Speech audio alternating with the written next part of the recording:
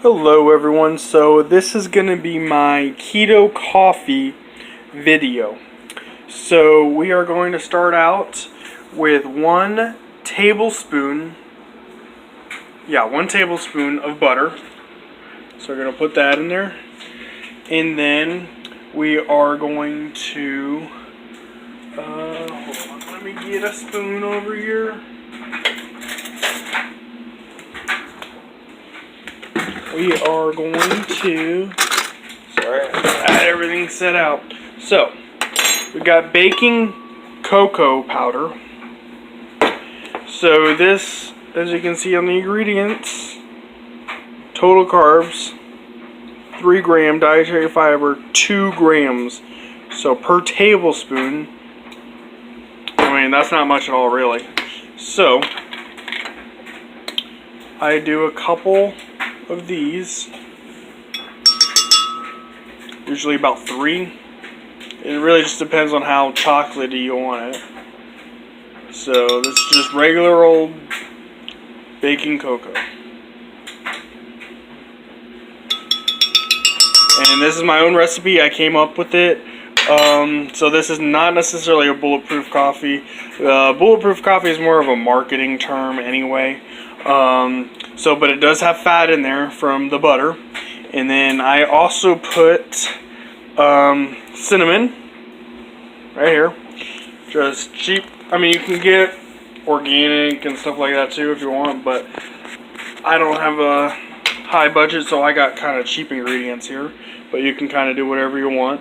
But I put a pretty good amount of cinnamon in it. Yeah, that's probably good. Don't want to go too much, but I put a pretty good amount of cinnamon in there. I like cinnamon. So you can kind of change. As you can see, I don't really measure my ingredients that much. I kind of do whatever I feel like. So you kind of just have to experiment with what exactly taste-wise you want. And then I've got right here some stevia. This one actually is organic, just because I wanted to try it. It is a little more expensive. I think I paid $5 for this. This is organic stevia blend. It has stevia leaf in it. It is a total of 2 carbs per serving. And it has 2 erythritol. So if you minus erythritol from it, that comes out to 0, which a lot of people do. Some people don't. So it just depends on what you do.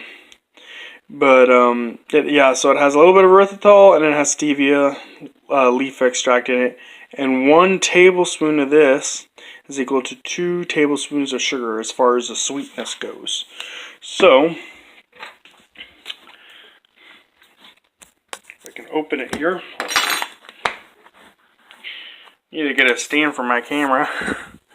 It's kind of hard to do this all one-handed. But yeah, I'll put about that much in there probably.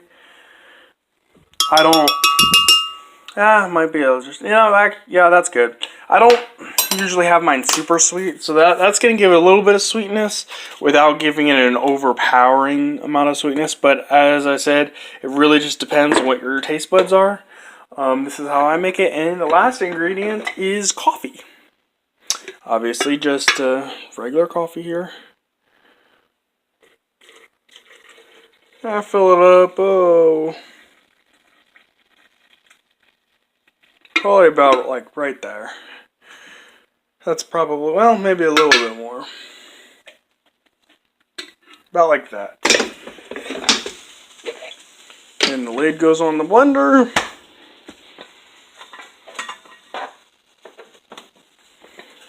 And what I kind of do here is I'll kind of pulse it, as you can see, and I'll usually, sometimes you got to be careful with it coming out the top, at least on my blender.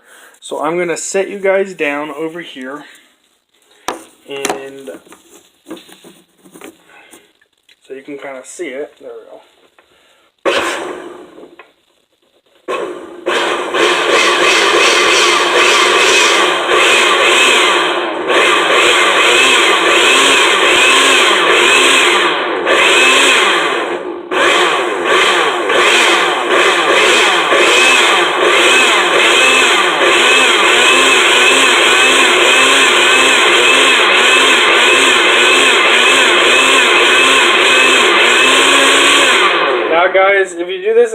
be careful with coffee in the blender, as it is obviously hot.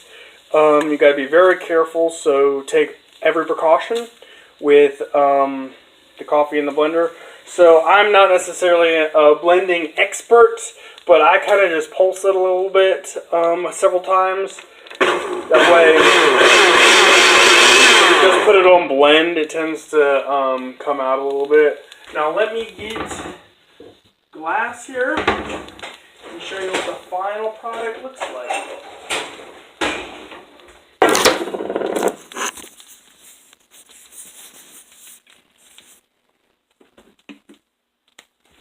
Sorry for the quality of this video, guys, but I'm just trying to show you, and this tastes very good to me.